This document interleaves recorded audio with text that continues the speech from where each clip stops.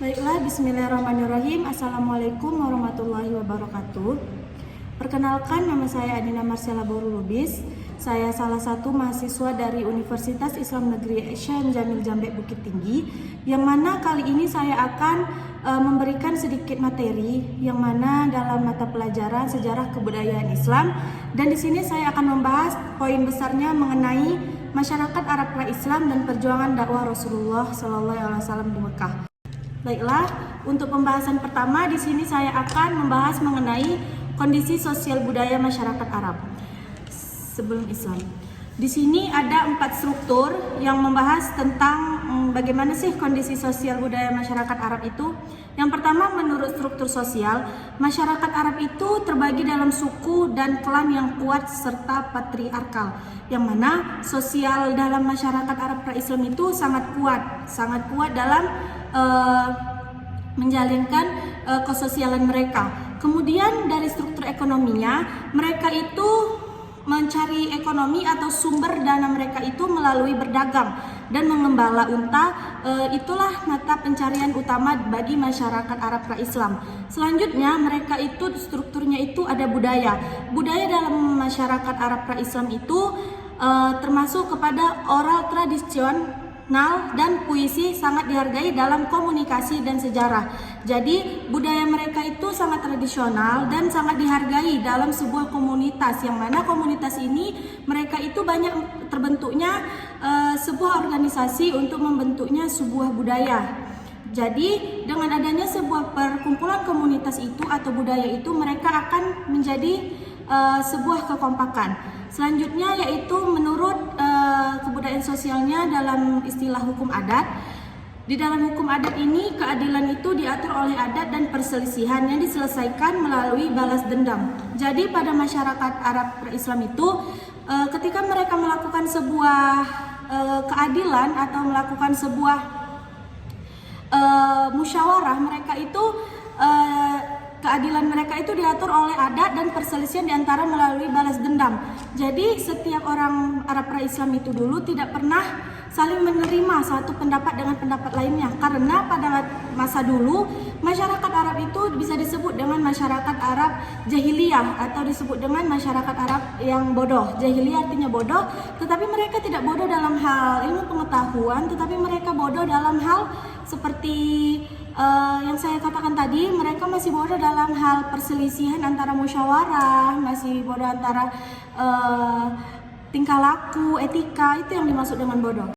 Selanjutnya, kita akan membahas mengenai kepercayaan dan praktik keagamaan masyarakat Arab pra-Islam. Pada masa dulu, Arab pra-Islam ini kan artinya Arab sebelum Islam. Jadi pada masa dulu, orang Arab ini masih menyembah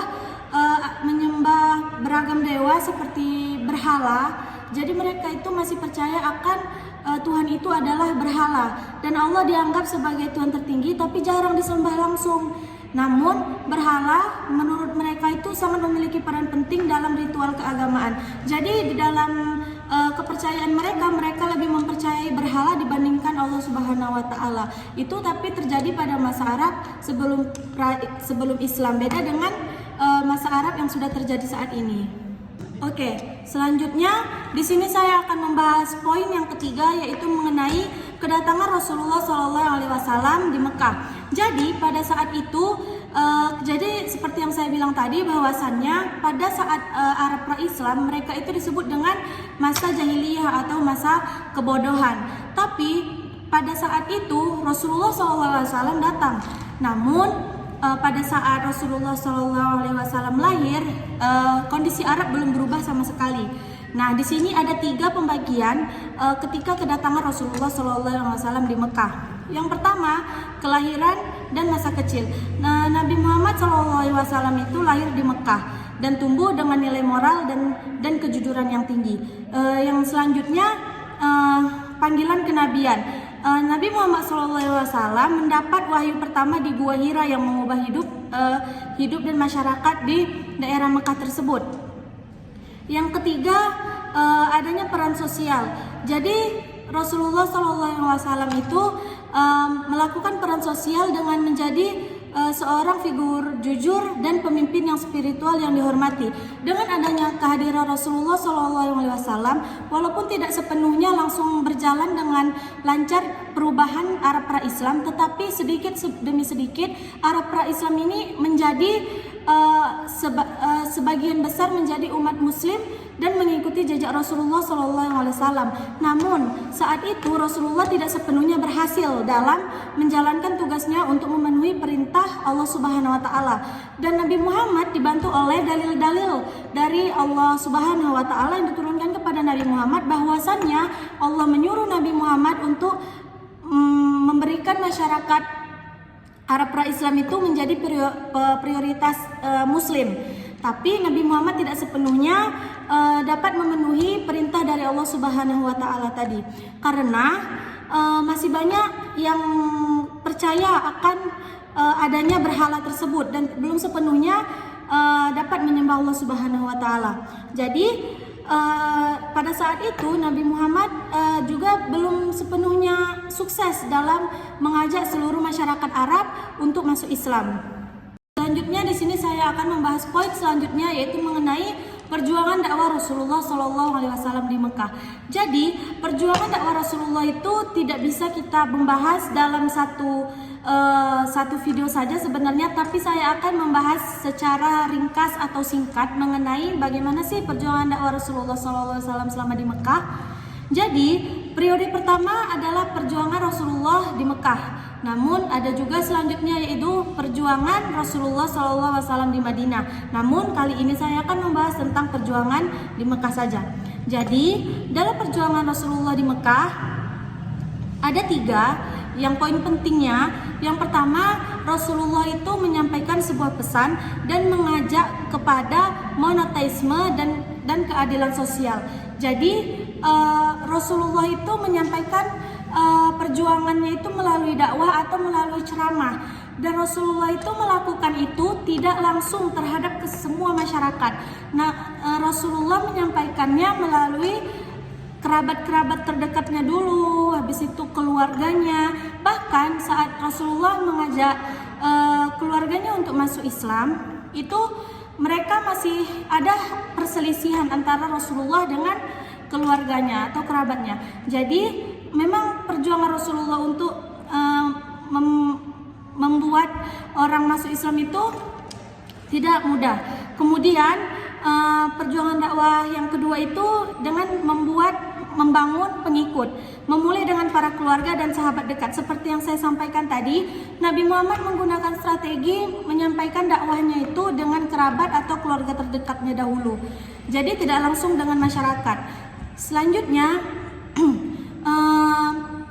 perjuangan dakwah yang selanjutnya itu Nabi Muhammad menghadapi sebuah penolakan, yaitu dengan adanya melawan perlawanan keras dari suku Quraisy. Jadi setelah Nabi Muhammad melakukan dakwah dengan kerabat dan saudara dan keluarganya, maka terjadilah sebuah perselisihan atau perlawanan keras dari suku Quraisy, yang mana dengan adanya suku Quraisy ini maka terjadilah sebuah pemfatalan yang membuat Nabi Muhammad sebenarnya semakin sulit untuk mengajak orang-orang masuk ke dalam agama Islam. Tetapi perjuangan Nabi Muhammad tidak hanya sampai di situ. Selanjutnya, perjuangan Rasulullah SAW selama di Mekah itu ada dakwah secara sembunyi-sembunyi dan ada pula dakwah secara terang-terangan. Nah, dakwah secara sembunyi-sembunyi ini dilakukan hanya kepada sahabat-sahabat, kerabat-kerabat, dan keluarga dari Rasulullah SAW tersebut. Selanjutnya, dakwah secara terang-terangan itu terjadi ketika turunnya Quran Surah Al-Hijr ayat 94 yang diperintahkan oleh Allah Subhanahu Wa Taala. Maka disitulah Rasulullah memberikan dakwahnya secara terang-terangan kepada orang-orang yang terdekatnya atau sahabat-sahabatnya seperti Khulafaur Rasyidin. Nah, selanjutnya hambatan dan tantangan dakwah Rasulullah SAW di Mekah. Hambatan yang terjadi pada dakwah Rasulullah di Mekah itu yang pertama adanya penolakan keras. Penolakan keras di sini adalah penindasan dan intimidasi dari kaum Quraisy. Jadi dengan adanya hambatan yang terjadi di ketika datangnya kaum Quraisy itu menjadi hambatan yang paling keras bagi Rasulullah karena adanya penolakan dari kaum Quraisy tersebut. Jadi disitulah salah satu hambatan dan tantangan yang terjadi saat Rasulullah SAW berdakwah. Kemudian adanya perpecahan suku, yang mana perpecahan suku ini termasuk loyalitas suku penghambat penyebaran agama baru.